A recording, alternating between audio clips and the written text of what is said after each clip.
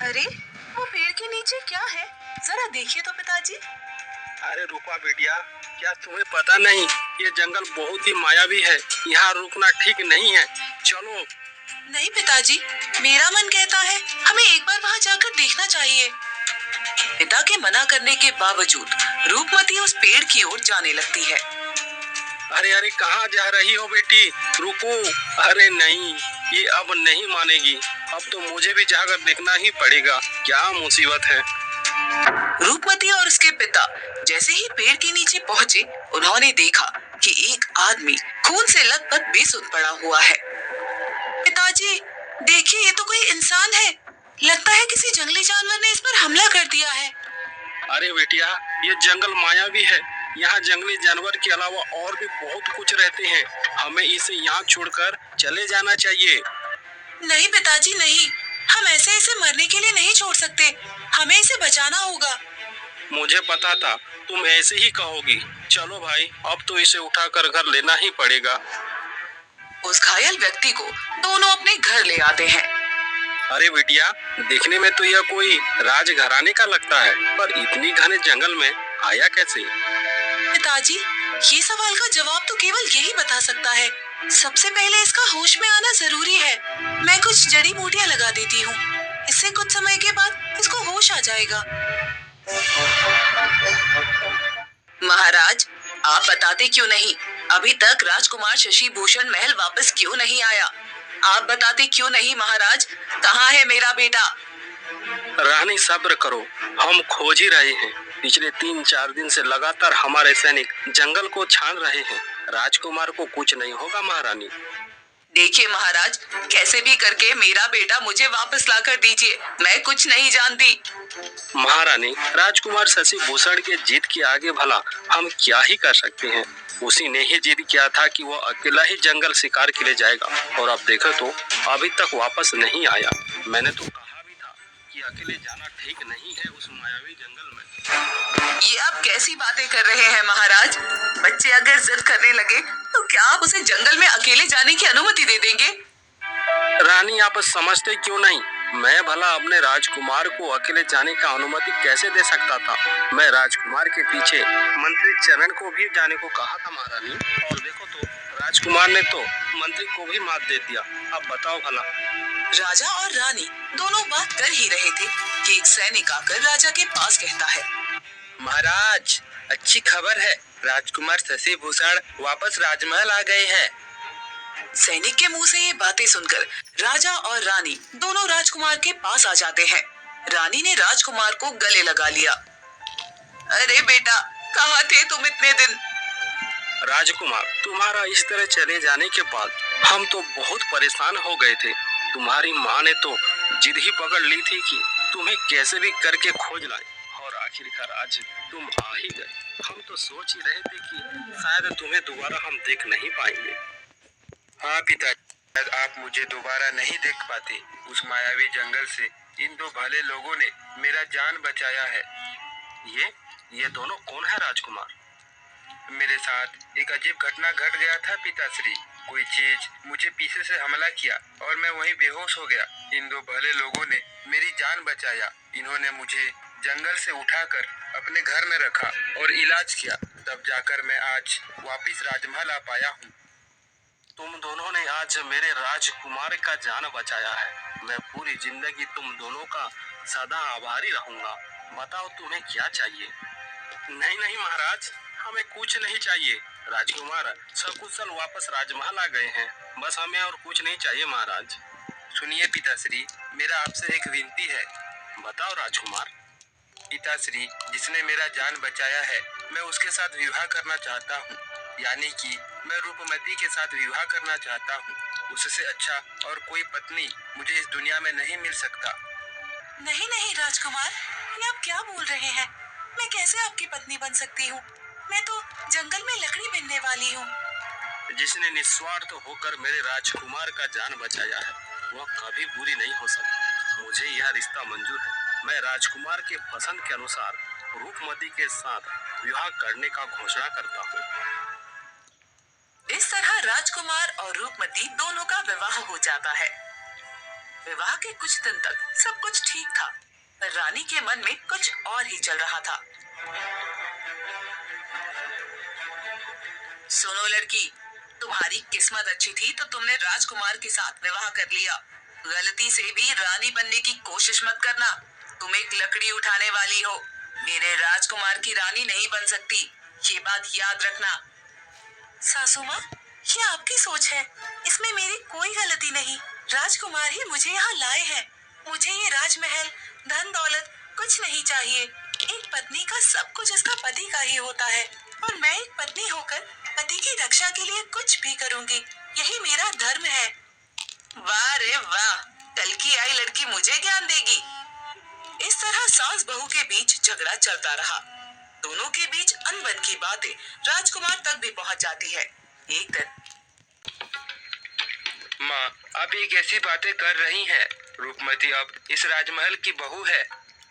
देखो राजकुमार, किसी लकड़ी बिनने वाली को उठाकर यहाँ ले आओगे और उसको रानी बनाओगे, ये मुझे मंजूर नहीं। आज सुन लो, इस राजमहल में या तो वो रहेगी या फिर मैं। ये तुम आज तय कर लो राजकुमार। अरे अब मैं क्या करूं? एक तरफ माँ, दूसरी तरफ पत्नी जिसने मुझे जन्म दिया, क्या मैं उसको छोड़ दूं? जिसने मेरा जान बचाया है, क्या मैं उसको छोड़ दूं? हे भगवान, मैं ये कैसे धर्म संकट में फंस गया? रानी की बातों को रोज रोज सुनकर रूपमती परेशान हो गई और एक दिन नाराज होकर बगीचे में चली गई। हे विश्व सुंदरी, धरती पर विराजमान स्वर्ग की अप्सरा, बता क्यों रूठी है मुझसे? राजकुमार, मैं रूठी नहीं हूँ, किसी कारणवश उदास हूँ। तुम माँ की बातों को लेकर नाराज होना, मैंने तो तुम्हें कुछ नहीं कहा, भला तुम मुझसे कैसे रूठ सकती हो? गलती आपकी भी है राजकुमार। रानी माँ की बातों ने मुझे दुखी किया है और अब मैं इस राजमहल में नहीं रहना चाहती। ओहो, ये कैसी बातें कर रही हो रूपमती?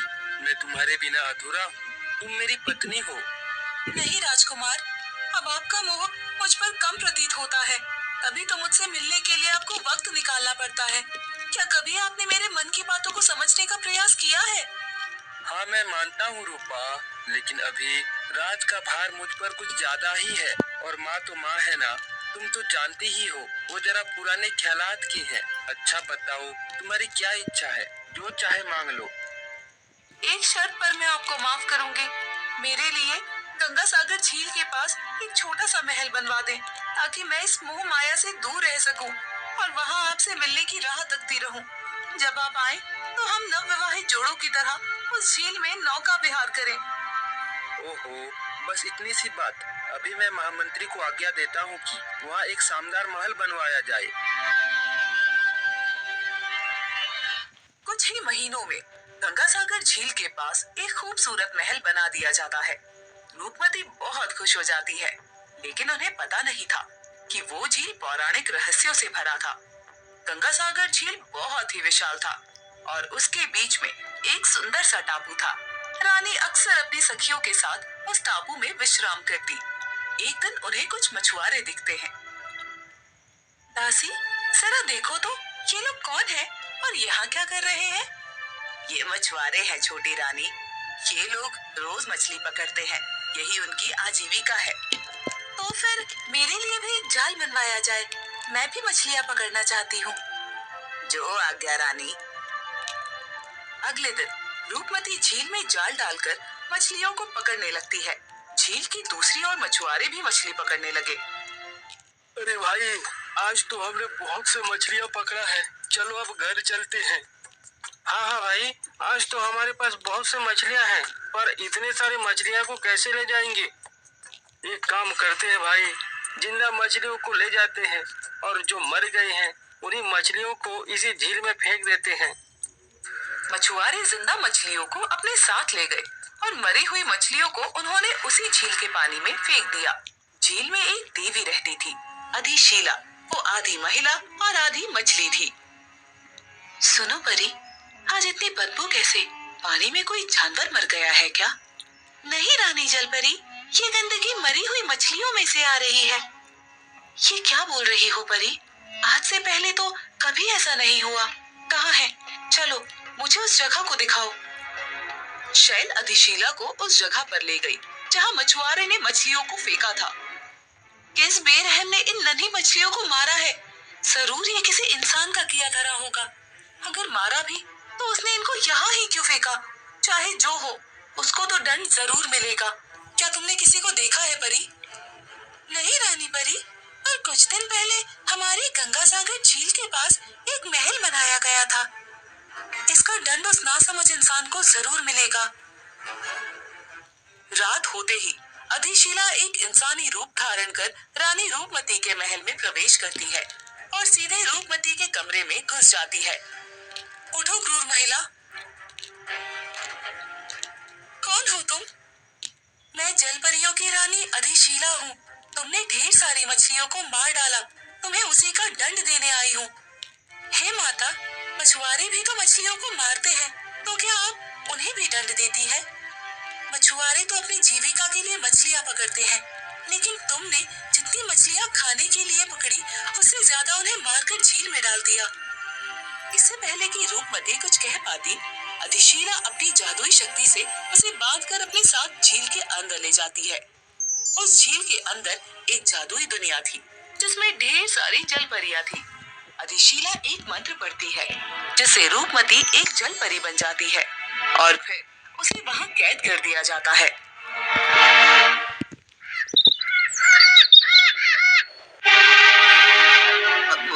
माफ कीजिए महाराज, एक राजगढ़ के ऊंचे पहाड़ों से बहती झरने की धारा के ठीक पास से एक घना जंगल शुरू हो जाता है और उस जंगल में एक छोटी लाल परी उड़ती हुई घूम रही थी। ये जंगल कितना सुंदर है, कितने सारे पेड़ पौधे, कितने सारे फूल, रसीले मीठे फल, चारों ओर पंछी की आवाज, कितनी सुंदर तितलियां उड़ रही है, चारों ओर कितना सुंदर है। ठीक उसी समय घने जंगल की एक गुफा में आग के सामने एक चुड़ैल साधना कर रही थी, लेकिन अचानक उसका ध्यान टूट गया। मुझे कुछ मीठी सी खुशबू आ रही है, लेकिन ये खुशबू किसी फूल या पक्के फल की तो नहीं है। ये इतनी सुगंधित किस चीज की हो सकती है? ये सोचकर चुड़ैल वो सुगंध कहाँ से आ रही है ये देखने के लिए गुफा से निकलकर इधर उधर देखने लगी। तभी वो छोटी लाल परी को इधर उधर घूमती हुई देखती है। ये तो एक छोटी लाल परी है। अगर मैं इसे पकड़ सकूं, इसके पंख काटकर अपने यज्ञ की आग में आहुति देकर और इसका खून चूस कर पी लूं, तो मैं इच्छाधारी भूत परी बन जाऊंगी।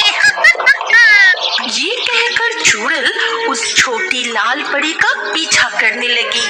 फिर लाल परी के पास जाकर चुड़ैल एक बूढ़ी औरत का रूप धारण कर लेती है। बहुत कष्ट आ रही है।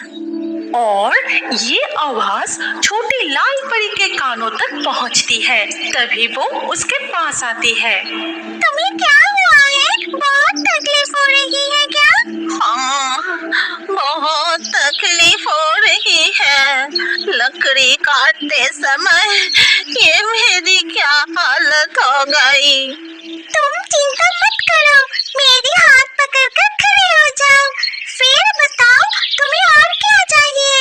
तभी वो बूढ़ी चुड़ैल छोटी लाल परी का पंख पकड़ लेती है और हंसते हुए अपना असली रूप धारण करती है। चाहिए, चाहिए, मुझे चाहिए तेरे ये पंख और तेरे खून की जरूरत है, जिसे पीकर मैं इच्छाधारी भूत परी बन जाऊंगी। तुम एक चुड़ैल हो, मुझे छोड़ दो, मैंने तुम्हारा कुछ नहीं बिगाड़ा, मुझे छोड़ दो। ये कहकर छोटी लाल परी वो और उसी समय जंगल के ऊपर से प्रकृति देवी जा रही थी।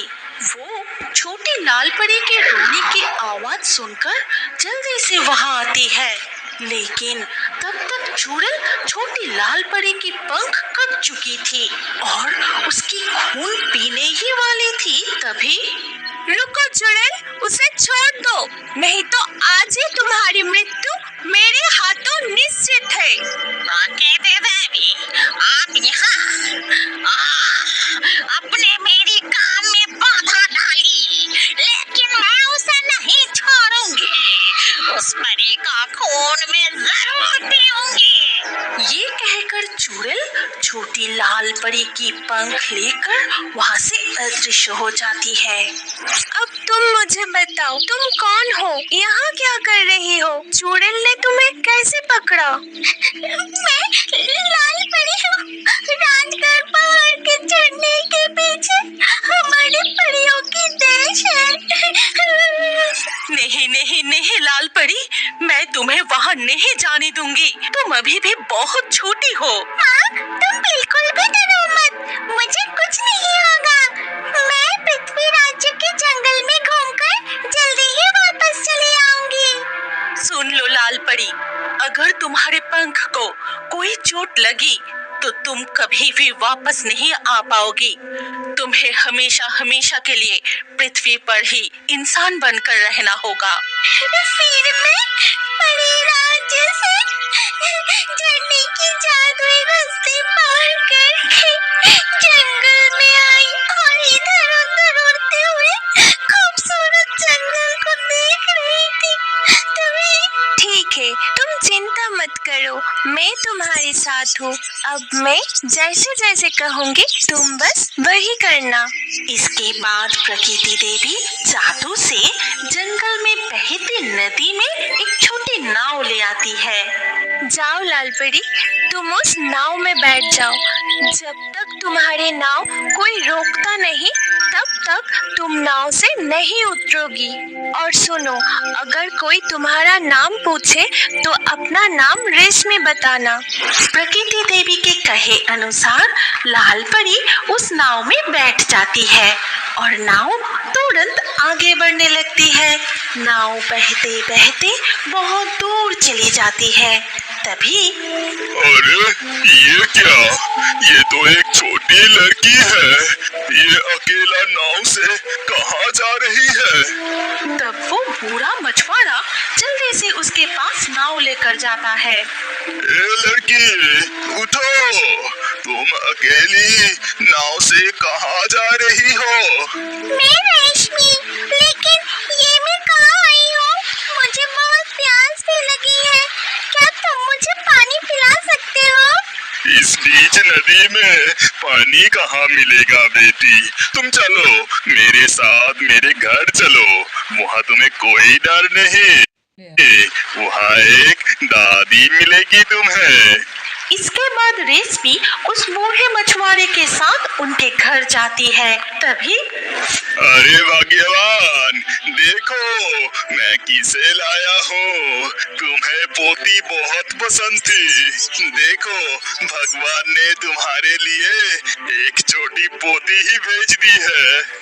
अरे ये कौन है? कितनी सुंदर और कितनी मासूम है। तुम्हारा नाम क्या है बेटी? अच्छा, वो सब बाद में पूछना, पहले इसे घर के अंदर तो ले जाओ। बेचारी को खाने के लिए कुछ दो और पानी दो, उसे प्यास लगी है। इसके बाद वो बूढ़ी रेशमी को घर के अंदर ले जाती है। फिर एक थाली में थोड़ा चावल, नमक और मिर्च खाने के लिए देती है। घर में बस इतना ही था बेटी, बूढ़ा हो गया है, ज्यादा मछली नहीं पकड़ पाता। जो मिलता है उसे बाजार में बेचकर थोड़ा ही चावल लाता है। तुम चिंता मत करो दादी, मैं ये खाना खा लूंगी, मुझे कोई तकलीफ नहीं होगी। रेशमी, तुम्हारे माता पिता, रिश्तेदार कहाँ रहते हैं? तुम्हारा घर कहाँ है बेटी? ये बात मुझसे मत पूछो दादी, एक भयानक संकट में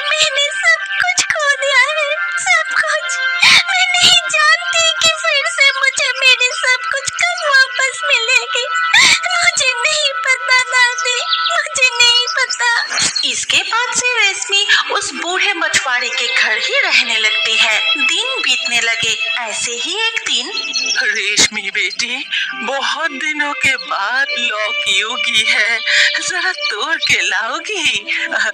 आज हम लौकी की सब्जी बनाएंगे। मैं अभी तोड़ कर लाती हूँ दादी। फिर धीरे धीरे रात हो जाती है और अगले दिन सुबह होती ही, जी सुनते हो? जल्दी बाहर आओ, देखो क्या चमत्कार हुआ है। क्या हुआ भाग्यवान? तुम्हारा दिमाग क्या खराब हो गया है? सुबह सुबह इतना जोरों से क्यों चिल्ला रही हो? अरे देखो देखो, लौकी के पौधे फल से भर गया है।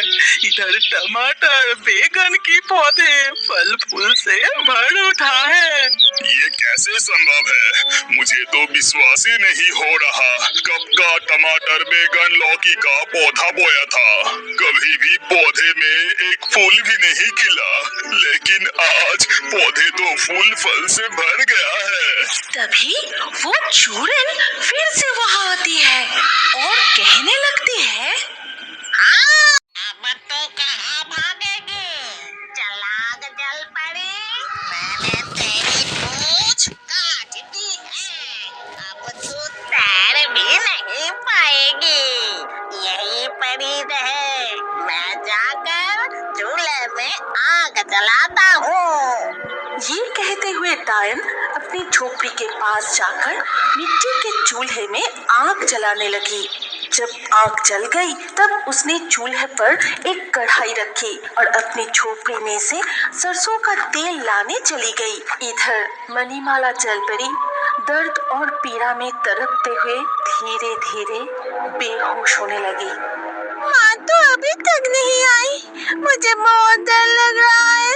कहीं उस डाल ने मेरी माँ को बंदी तो नहीं बना लिया। मैं एक बार पानी के ऊपर जाकर देखती हूँ कि माँ अब तक क्यों नहीं आई। नीनी जल्दी से नदी के ऊपर जाकर देखती है कि उसकी माँ मणिमाला जलपरी की पूंछ काटकर अलग कर दी गई है। ये देखकर मत्स्यकन्या नीनी रोते हुए अपनी माँ को पुकारने लगी। माँ, तुम मेरे पास पानी में वापस आओ ना। क्या हुआ माँ? तुम बात क्यों नहीं कर रही हो? और चुड़ैल, वापस आने से पहले तुम जल्दी से नदी में चले आओ। लेकिन मणिमाला जलपरी अपनी बेटी की किसी भी बात का जवाब नहीं दे पाती। ये सारी घटना एक टूनी पंछी पेड़ की डाल पर बैठा देख रहा था। फिर वो टूनी पंछी उड़ते हुए मत्स्यकन्या नीनी के पास आके कहता है, रो मत मत्स्यकन्या, तुम्हारी माँ को बचाने के उपाय मुझे पता है। तो तुम जल्दी से मुझे बताओ कि मैं अपनी माँ को कैसे बचा सकती हूँ। इस जंगल के पार नदी के किनारे प्रकृति देवी रहती है। अगर कोई प्रकृति देवी से मदद मांगते हैं तो प्रकृति देवी उसे जरूर मदद करती है। तुम भी प्रकृति देवी से मदद मांग सकती हो। लेकिन टूनी चिड़िया, मैं तो मछली कुमारी हूँ, जल के बिना जमीन पर चल फिर नहीं सकती, तो मैं प्रकृति देवी के पास कैसे पहुँचूंगी? और जब मैं प्रकृति देवी के पास चली जाऊंगी तब अगर वो चुड़ैल मेरी माँ को कोई नुकसान पहुँचाए तो तब क्या होगा? चिंता मत करो दोस्त, इस नदी से तुम आगे बढ़ते जाओ। इस नदी के किनारे ही प्रकृति देवी रहती है, तुम उनसे जरूर मिलोगी। और तब तक मैं इस चुड़ैल का ध्यान बढ़ाता हूँ ताकि चुड़ैल तुम्हारी माँ को कुछ नुकसान नहीं पहुँचा पाए। ठीक है टूनी चिड़िया, मैं जल्दी ही प्रकृति देवी से मिलकर उससे मदद लिए वापस चले आऊंगी। तुम तब तक मेरी माँ का ख्याल रखना। ये कहते हुए मत्स्यकन्या नीनी नदी में तैरते हुए प्रकृति देवी की खोज में निकल पड़ी। उधर टूनी पंछी चुड़ैल के पास जाकर उसे व्यस्त रखने के लिए तरह तरह से परेशान करने लगा। कभी वो झड़े हुए पत्ते मुंह में लेकर चुड़ैल की कढ़ाई में फेंक देता, तो कभी चुड़ैल के सिर पर चोंच मारकर उड़ जाता। बदमाश टोनी चिड़िया मुझे बहुत तंग कर रही है। एक बार अगर तुझे पकड़ पाया तो अच्छी तरह मजा चखाऊंगी। टूनी पंछी चुड़ैल को लगातार परेशान करता रहा और चुड़ैल उसे पकड़ने के लिए इधर उधर दौड़ती रहती है। उधर मत्स्यकन्या नीनी तैरते तैरते प्रकृति देवी जहाँ रहती है वहाँ पहुँच के जल से सिर उठाकर वो देखती है कि नदी के किनारे ही प्रकृति देवी तपस्या कर रही है। प्रकृति देवी, मैं मत्स्यकन्या नीनी हूँ। मेरी माँ बहुत बड़ी मुसीबत में है, मेरी मदद कीजिए। मेरी माँ को उस दुष्ट चुड़ैल के हाथों से बचा लीजिए। तुम चिंता मत करो, मैं तुम्हारी मदद जरूर करूँगी और तुम्हारी माँ को उस चुड़ैल के हाथों से बचाकर तुम्हारे पास लाऊंगी। मैं तुमसे वादा करती हूँ। लेकिन प्रकृति देवी, माँ के पास पहुँचने से पहले वो चुड़ैल अगर मेरी माँ को कुछ कर दिया तो मुझे बहुत डर लग रहा है। डरो मत मत्स्यकन्या नीनी, तुम पानी से तुम्हारी माँ के पास लौट जाओ। मैं अभी वहाँ पहुँचती हूँ।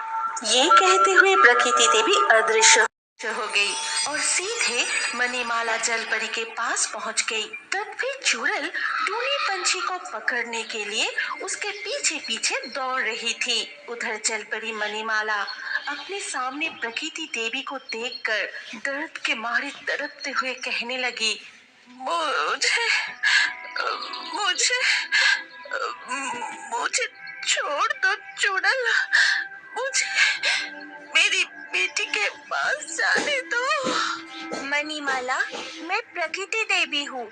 मैं तुम्हें बचाने के लिए यहाँ आई हूँ। जो मैं कह रही हूँ वो ध्यान से सुनो। तुम्हारे पास तो जादुई मोती है। उस मोती का इस्तेमाल करके तुम अपना रूप बदल के यहाँ से भाग सकती हो। प्रकृति देवी, मेरी पूंछ उस चुड़ैल ने काट दी है। कटी हुई पूंछ के कारण जादुई मोती से भी मैं अपनी रूप बदल नहीं सकती। तुम अपना जादुई मोती निकालकर अपने हाथ में रखो। मैं अपनी प्रकृति शक्ति से अभी तुम्हारी कटी हुई पूंछ को ठीक कर देती हूँ। ये कहते हुए मणिमाला जलपरी अपने माथे से जादुई मोती निकलकर हाथ में पकड़ लेती है। फिर प्रकृति देवी अपनी प्रकृति शक्ति का इस्तेमाल करते हुए हाथ घुमाकर जादू से जलपरी की कटी हुई पूंछ को फिर से जोड़ देती है। धन्यवाद प्रकृति देवी, अब मैं पूरी तरह से ठीक हो गई हूँ। आपकी ये मदद मैं हमेशा याद रखूंगी। टूनी पंछी का पीछा करते करते अचानक चुड़ैल की नजर जलपरी मणिमाला पर पड़ते ही देखा कि उसकी कटी हुई पूंछ फिर से जुड़ गई है। अरे जलपरी के पास वो कौन है? लगता है वो जलपरी को भागने में मदद कर रही है। ये देख के चुड़ैल दौड़ते दौड़ते जलपरी की ओर जाती है और कहती है, जलपरी, तो वहाँ से जरा सा भी मत हिलना। मैं कहती हूँ रुक जा। चुड़ैल हमें देख लिया है। तुम अभी पानी में कूदकर भाग जाओ। मैं चुड़ैल को रोकती हूँ। प्रकृति देवी की बात खत्म होते ही मणिमाला जलपरी पानी में कूदकर भाग गई। इधर चुड़ैल गुस्से में प्रकृति देवी के पास आकर कहती है, अच्छा मानव, तूने मेरे शिकार को भागने में मदद की। आज मैं तुझे मार कर कच्चा चबा जाऊंगी। डायन गुस्से में आकर प्रकृति देवी का गला दबाने के लिए आगे बढ़ती है। तभी प्रकृति देवी हाथ घुमाकर जादू करके चुड़ैल को हवा में उड़ा देती है। ये क्या? मैं हवा में तैर रहा हूँ? कैसे? इसका मतलब तुझे जादू आता है। मुझे जादू से रोक नहीं सकेगा। मैं तुझे मार डालूंगी। अभी रुक जाओ चुड़ैल, मैं हूँ प्रकृति देवी। प्रकृति का संतुलन बनाए रखना ही मेरा काम है। तुम जल परी और उसकी बेटी को कष्ट दे रही थी, इसीलिए मैं उन्हें बचाया। तूने मेरी शिकार को छीनकर अच्छा काम नहीं किया तुच्छ देवी। अब तू मुझे बता कि मैं क्या खाऊंगी। मैं कब से भूखा हूँ। मैं तुम्हारी भूख मिटाऊंगी। मैं तुम्हें एक जादुई हंडी देती हूँ। इससे तुम जितना चाहोगे उतना चावल मिलेगा। कभी उस हंडी का चावल खत्म नहीं होगा। ये कहते हुए प्रकृति देवी अपनी प्रकृति शक्ति से उस जादुई हंडी को प्रकट करती है और चुड़ैल को नीचे छोड़ देती है। तभी चुड़ैल उस हंडी को हाथ में लेकर, मुझे चावल खाना है। मिट्टी के हंडी, मुझे चावल दो। साथ ही साथ हंडी में चावल आ जाता है और ये देखकर चुड़ैल बहुत खुश होकर प्रकृति देवी से कहती है, धन्यवाद प्रकृति देवी। मैं आपको पहचान नहीं पाया, इसीलिए ऐसा काम किया। मैं आपको वचन देता हूँ कि अब कभी किसी इंसान या किसी जीव को नहीं खाऊंगा। इस हंडी के चावल, जंगल के फल और शहद खाकर ही रहूंगा। ठीक है, जो तुम्हारी मर्जी। फिर प्रकृति देवी वहाँ से अदृश्य होकर फिर से अपने स्थान पर लौट जाती है और